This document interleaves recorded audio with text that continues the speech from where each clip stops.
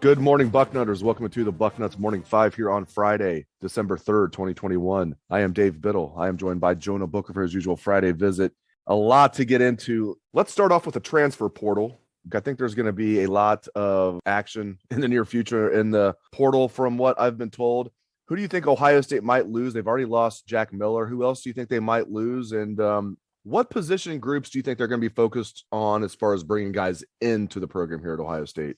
Yeah, if Ohio State is poised to lose quite a bit of people here, I would not be surprised. I mean, if you look at the transfer portal over the last several weeks, since the season ended, it has been a slew of kids. Right now, with the free pass, with the transfer rule, it's basically free agency on steroids. So you have a lot of guys who are going to be looking for opportunities to get their chance to shine. And I think Ohio State, as far as the offensive line, that's going to be a position to keep an eye on because they have some guys kind of buried down there on that depth chart that may not see the field. So it's going to be interesting to see where those guys actually head, because even though you're going to be losing Thayer Mumford, probably Nicholas Petit-Frere, you still have a slew of guys that may not be Ohio State quality offensive linemen.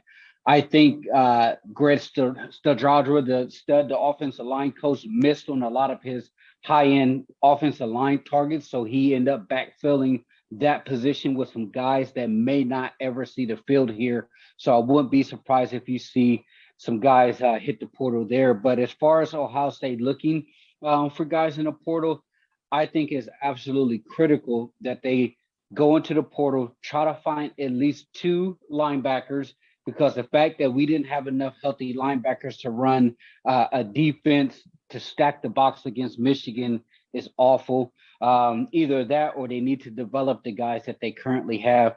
I believe that they need some massive defensive tackles. The guys that they had up there, I believe that they're too light in the pants. You need some more 300-plus pound big belly guys in there that's going to be hard to move from the point of attack.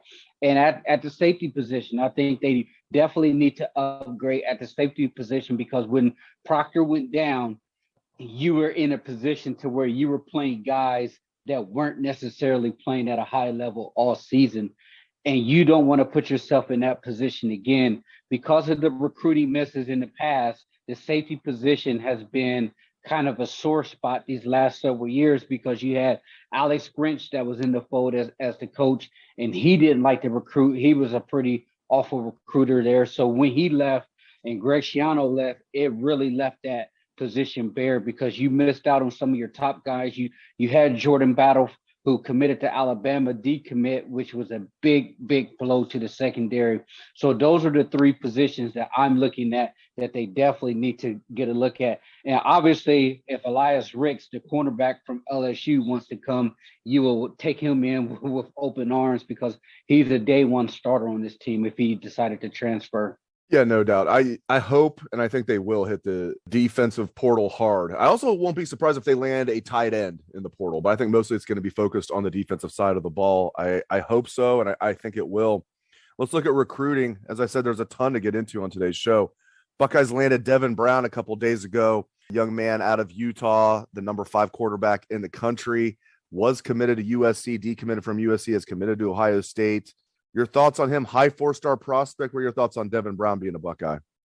Unbelievable that you're able to pull this guy with the quarterback room that you currently have. Losing out on Jack Miller definitely opens up a spot, but what you essentially have now is a quarterback in every class. And that tells me that, the quarterbacks all across the country, they view Ryan Day in the lens of the quarterback whisperer, a guy that if you can go to Ohio State, you're going to put up tremendous numbers. And this kid said it best. He's betting on himself. And I love a kid with that type of confidence that he thinks that if he goes to Ohio State, he gets developed, he's going to be a primetime player, and you want that out of your quarterback. I threw on this film yesterday after he committed, and that boy can actually spin that football. And he threw for 60-plus touchdowns, ran for another almost 500 yards. So he's not necessarily pegged as a dual threat quarterback, but he can run the football if asked. And the thing that you really have to like about him, well, a lot of people have been saying, is one, leadership, toughness, but he can make every throw. And the fact that he's not afraid of competition speaks loudly to me. Yeah, no doubt about that. You got to love a kid that does not fear competition at all. All right, let me ask you this, though. I agree with you. I mean, his film looks great. I love him as a prospect if you just look at that in a vacuum. But the number one quarterback in the country is in Ohio in the same class, Drew Allar, and he's going to Penn State. Thank goodness he's not going to Michigan or something like that. Did the Buckeyes miss the boat with Drew Allar? And I know it's tough because they had Quinn Ewers in that class, and he was considered like the next Trevor Lawrence. He reclassified, and they did a great job getting Devin Brown. This is nothing against Devin Brown. I'm just curious what you think about this Drew Allar situation, because he's the highest rated quarterback to come out of Ohio ever. I think he's rated higher than Braxton Miller. Is Ohio State going to regret this, JBook? When you look at Ohio State's quarterback room, you're not going to regret it in the aspect that your quarterback play is going to drop off and you missed out on a guy who could really elevate your program. Where it would be kind of troubling is because he's going to Penn State, your Big Ten East rival here. So if he goes to Penn State and really balls out, which a lot of people think he will, then yeah, it's going to be a little bit of sting, but I don't think the sting's going to be, so painful that is going to really bug Ohio State fans, because you look at the quarterback room, you have guys that are going to be good. And I just think the timing of Ewers reclassifying played a significant role in that. If they knew that Ewers was going to reclassify early on in the process, I think that they would have made a much harder push for Allar. The thing with Allar and the quarterbacks is he committed fairly early to James Franklin in Penn State. When you're trying to get these top level quarterbacks here, it's all about relationships. I don't know how that kid feels about, being a plan B prospect to Quinn Ewers in the state of Ohio. Maybe he's one of those kids that wants a chip on his shoulder, wants to prove Ohio State wrong. But at the end of the day, Ohio State has their guy. They have a loaded quarterback room.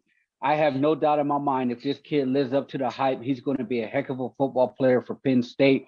But I just think the timing of Ewers reclassifying kind of threw things off, because you're essentially trying to jump right back into the mix and try to flip this kid. But at the same time, you're telling him you were our plan B guy to Quinn Ewers.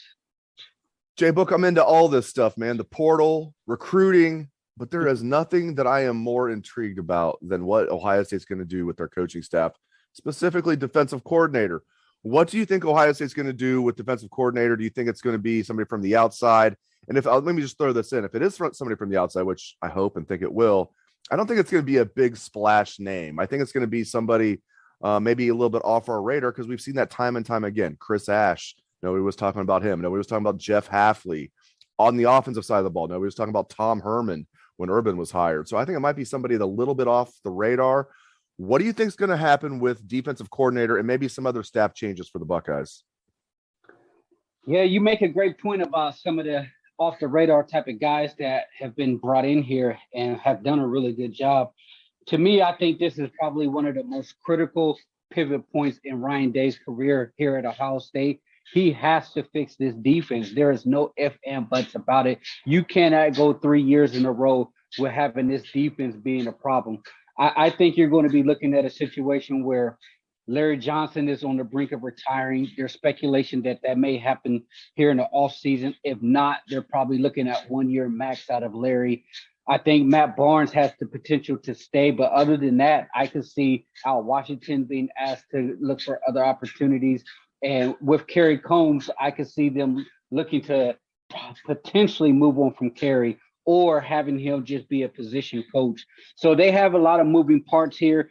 I like Kerry Combs just as a cornerback coach and a recruiter. I don't know if you can pay Kerry Combs that type of salary just to be a corners coach, because his value has dramatically dropped now that he's not able to call the plays. But you got to bring in a guy who's going to be able to fix that defense. And the most important aspect of that is Ryan Day needs to allow whoever he brings in to run his own defense.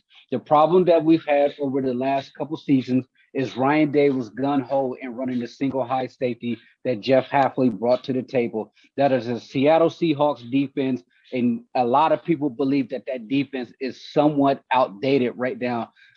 People know how to attack it.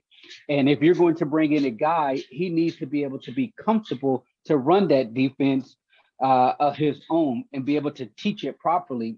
I think the problem that Ohio State ran into this season and last season is you brought in Kerry Combs and you brought in Matt Barnes to call a defense that they're not necessarily comfortable with because your head coach is saying that's the defense I want to run because of the prior success under Jeff Hafley.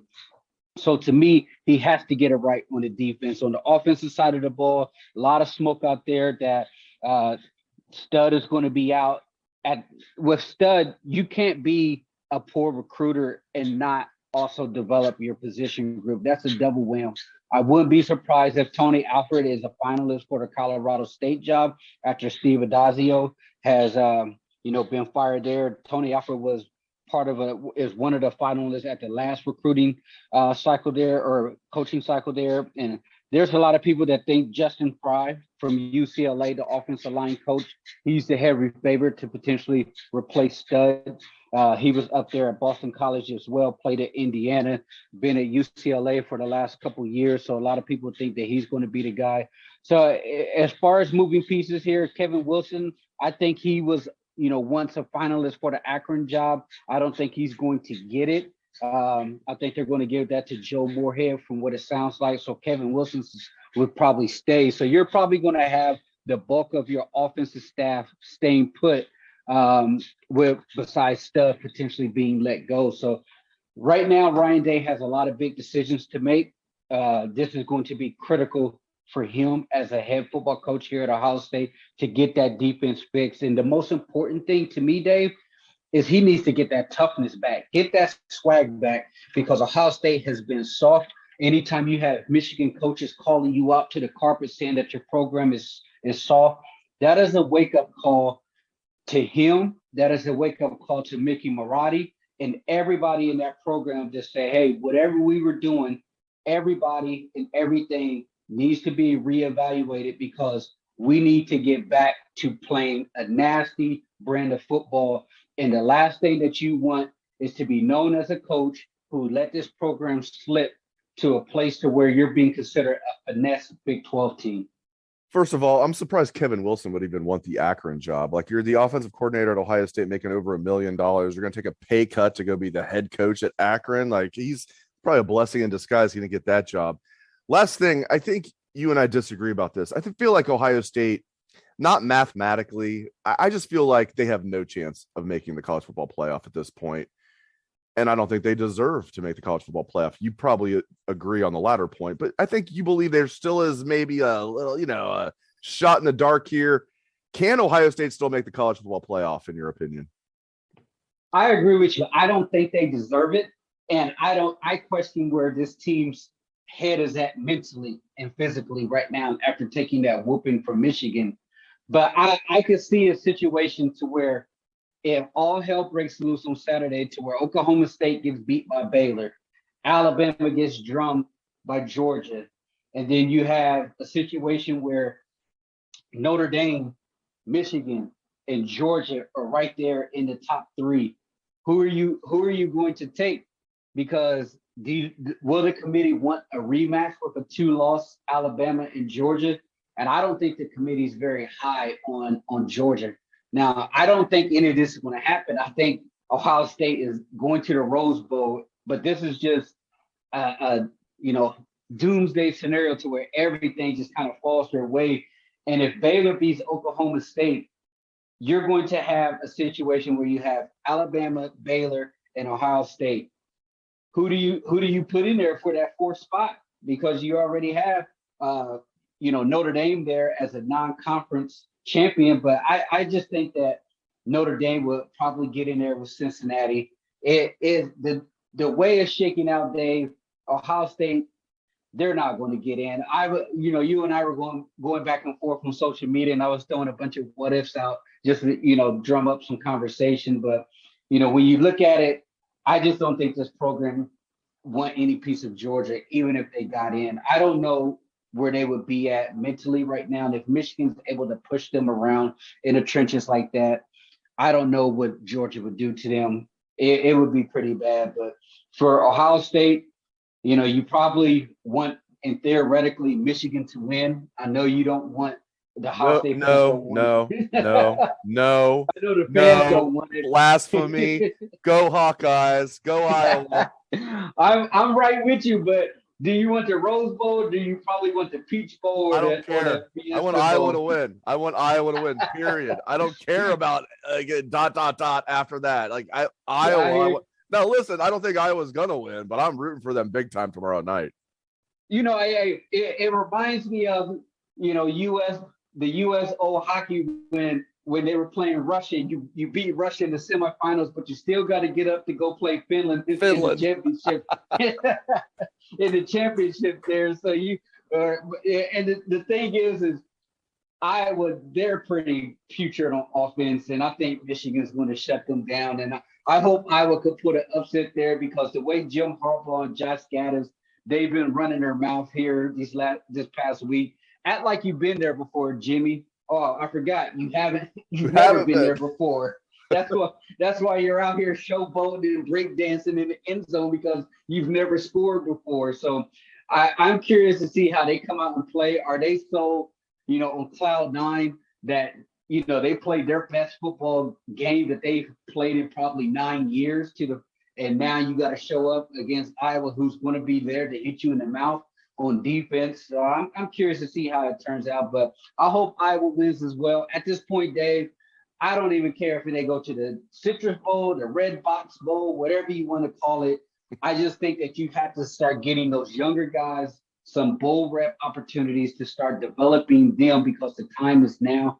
You're probably going to be having coaches looking for jobs as well. So I don't know how invested they're going to be in trying to get this team ready to play at a maximum level. But I hope Iowa thumps Michigan, but chances are Michigan's probably going to pull that game out. In worst case scenario, you go to the Rose Bowl, you get a rematch with Oregon, or you're going to play Utah. We'll find that out tonight. Great stuff from Jonah Booker. Really appreciate it. JBook, thank you to all the listeners out there for tuning in the show. We appreciate that very much as well. Hope everyone has a great day and a great weekend. Let's hear the Buckeye swag, best damn band in the land.